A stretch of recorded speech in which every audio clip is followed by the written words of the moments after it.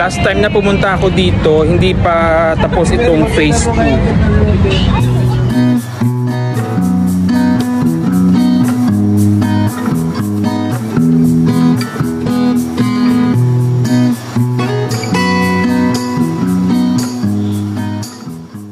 Dito nga sa phase 2 ay may mga inilagay ng food stalls. Kaya hindi na magugutom ang mga dumarayo dito. May mga palamig at kung ano-ano pang mga street foods.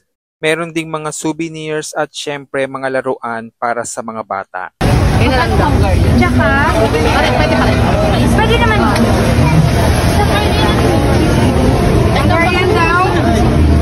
Umorder nga ako dito ng pizza at ng pasta. Yes po. At lemonade naman para sa aking inumin. Order ako ng lemon juice for 80 pesos yung large size.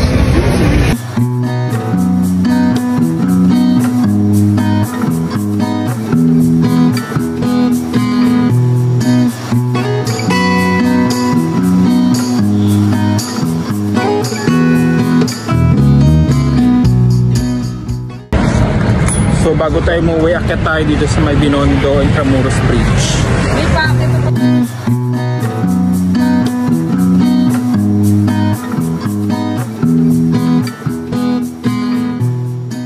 This time nga ay nakapunta na tayo sa Binondo Intramuros Bridge. Mapapansin nyo nga na ang bridge na ito ay may mga bandila ng Pilipinas at ng bansang China. Kaya alam nyo na siguro kung sino ang nag-finance para mabuo ang bridge na ito. Ito ay binuksan on April 5, 2022. Doon tayo galing kanina.